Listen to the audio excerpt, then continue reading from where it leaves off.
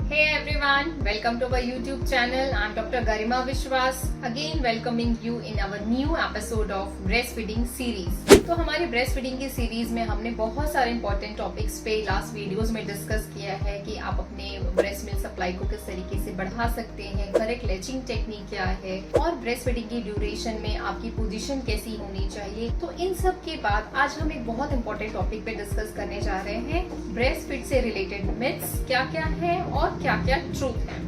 तो इस वीडियो के एंड तक आप बने रहिए और हमारे चैनल को अगर आपको अच्छा लगा है हमारे सारी वीडियोस तो हमारे चैनल को लाइक सब्सक्राइब जरूर करें और साथ में बेल आइकॉन को प्रेस करें जिससे कि आगे आने वाली वीडियोस मिस ना हो। तो जब भी हम ब्रेस्ट फीडिंग की बात करते हैं तो ब्रेस्ट फीडिंग से रिलेटेड बहुत सारे मिथ्स होते हैं जो कि आप अपने आसपास के लोगों से भी सुनते हैं और इस वजह से भी बहुत सारी मदर्स जो होती हैं वो ब्रेस्ट फीडिंग कराना छोड़ देती हैं या उनके मन में एक मिसकंसेप्शन होता है, उसकी वजह से भी ब्रेस्ट फीडिंग की जो जर्नी है वो कंटिन्यू नहीं कर पाते हैं। तो एक रिसेंट स्टडी में अभी देखा गया कि ग्लोबली केवल 44% बच्चे ही इन्फेंट ही एक्सक्लूसिव ब्रेस्ट फीडिंग पे हैं और अगर हम इंडिया की बात करें तो WHO के डेटा के हिसाब से 66% इन्फेंट ही एक्सक्लूसिव ब्रेस्ट फीडिंग पे हैं। तो एक्सक्लूसिव ब्रेस्ट फीडिंग का मतलब होता है कि बच्चे को 6 मंथ तक कम्प्लीटली ब्रेस्ट फीड पे रखना, किसी तरीके का पानी या कोई लिक्विड भी ना देना। तो ये रेशियो जो है वो डे बाय डे डिक्रीज होता जा रहा है, इसलिए ब्रेस्ट फीडिंग कराना हर एक मदर के लिए बहुत ज्यादा जरूरी है क्योंकि इससे बच्चे को भी और माँ को भी बहुत सारे बेनिफिट्स होते हैं जिसके बारे में हमने लास्ट वीडियो में ऑलरेडी डिस्कस कर लिया है। तो जब भी हम मिथ की बात करते हैं, ऐसी कौन कौन सी चीजें हैं जो हम अपने आसपास के लोगों से सुनते हैं और उन बातों में कितनी सच्चाई होती है। सो मिथ नंबर 1 इज कि ब्रेस्ट फीडिंग कराने से मेरा शरीर खराब हो जाएगा।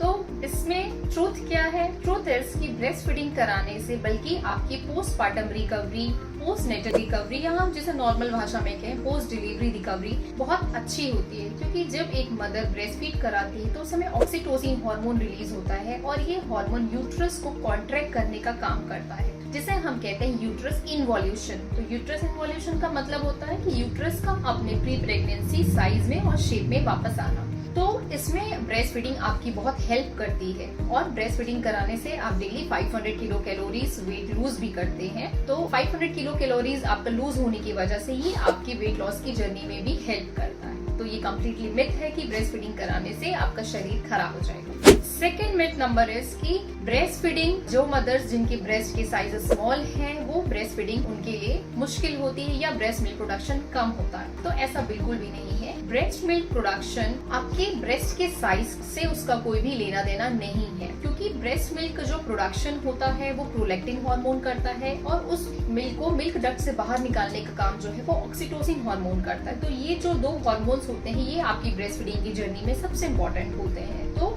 ब्रेस्ट फीडिंग का और ब्रेस्ट मिल्क का ब्रेस्ट के साइज से कोई भी लेना देना नहीं है। And third myth number is कि अगर मदर बीमार है तो वो बच्चे को ब्रेस्ट फीड नहीं करा सकती। सो ये पहले डिपेंड करता है कि मदर को किस तरीके की इलनेस है, नेचर ऑफ इलनेस पहले पता करना जरूरी है। बट मोस्टली हर कंडीशन में, हर इलनेस में मदर जो है वो अपने कुछ स्पेसिफिक कंडीशन को अगर हम छोड़ दें तो mother most of the time अपने बच्चे को ब्रेस्ट फीड करा सकती है क्योंकि ब्रेस्ट फीड कराते समय बच्चे को एंटीबॉडीज मिलते हैं जो कि उसे प्रोटेक्ट करने का काम करते हैं। अगर आप बीमार हैं तो आपको उस समय अपनी डाइट और हाइड्रेशन ये दोनों अच्छा रखना है। तो इस तरीके से आप अपनी ब्रेस्ट फीडिंग की जर्नी को ड्यूरिंग द इलनेस भी कंटिन्यू कर सकते हैं। एंड फोर्थ नंबर मिथ इसकी ब्रेस्ट फीडिंग से ब्रेस्ट धीरे धीरे सही होने लगेगी। तो ये भी बिल्कुल मिथ है, इसमें कोई ट्रूथ नहीं है। अगर हम इसकी बात करें तो ब्रेस्ट फीडिंग के ड्यूरेशन में क्योंकि ब्रेस्ट मिल्क प्रोडक्शन जो है वो बहुत ज्यादा होता है तो उसकी वजह से आपकी ब्रेस्ट जो है वो हैवी हो जाते हैं क्योंकि ये एक डिमांड और सप्लाई वाला कॉन्सेप्ट होता है। तो जैसे जैसे बच्चा मदर का दूध पीना कम करता है उस हिसाब से आपका ब्रेस्ट मिल्क प्रोडक्शन भी कम हो जाता है।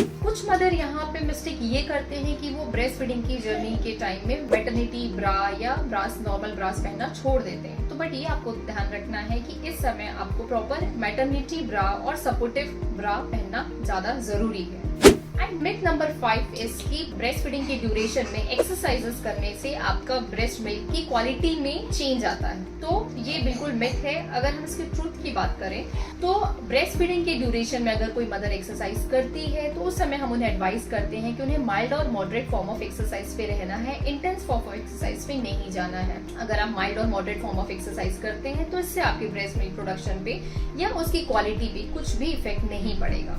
Moving to the next myth number 6, breast feeding is a painful journey. So breast feeding always painful नहीं होती है।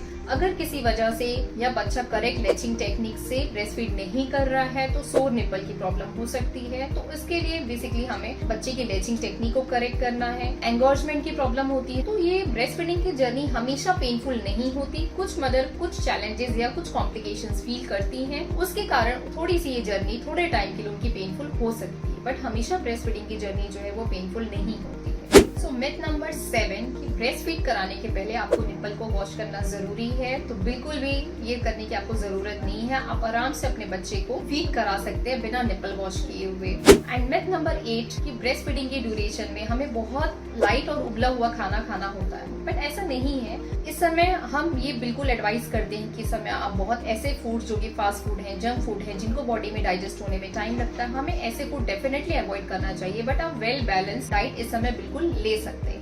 Moving to the next myth, ये बहुत इंपॉर्टेंट मिथ है और ये बहुत सारी मेरे स्टूडेंट भी हमेशा मुझसे ये बात पूछते हैं कि मैं अगर बच्चे को एक्सक्लूसिव 6 मंथ तक ब्रेस्ट फीड कराऊंगी तो उसके बाद बच्चा बॉटल नहीं पकड़ेगा। तो ऐसा बिल्कुल भी नहीं है। आप अपने बच्चे को आराम से 6 मंथ तक एक्सक्लूसिव ब्रेस्ट फीड कराइए। उसके बाद जब आपको बच्चे को 6 मंथ के बाद आप आराम से टॉप फीड दे सकते हैं, या अगर आपको मिल्क देना भी है तो आप बॉटल में या कटोरी चम्मच से दे सकते हैं। बेबी उसे भी अडॉप्ट इजिली कर लेता है। And next myth number is कि ब्रेस्ट मिल्क उतना ही breast milk is as equivalent to as formula milk. तो ऐसा बिल्कुल भी नहीं है। ब्रेस्ट मिल्क में बहुत सारे एंटीबॉडीज होते हैं जो कि बच्चे को प्रोटेक्ट करने का काम करते हैं, जो फॉर्मूला फीड बिल्कुल भी प्रोवाइड नहीं कर पाते। तो इसलिए ये जो थे ये सारे मिथ्स थे और उनके ट्रूथ थे कि क्या क्या मिथ्स हैं ब्रेस्ट फीडिंग से रिलेटेड और उनके क्या क्या ट्रूथ है। तो आई होप कि आज आपके सारे मिथ्स क्लियर हो गए होंगे और आप I expect and I hope कि आप अपनी ब्रेस्ट फीडिंग जर्नी को बिना किसी चैलेंजेस के एंड बिना किसी फियर के कंटिन्यू रखें। And I would request to every mother कि आप पूरी कोशिश करिए। इस समय थोड़ा सा आपको पेशेंस रखना भी जरूरी है और अपने आप को स्ट्रेस फ्री रखना भी जरूरी है,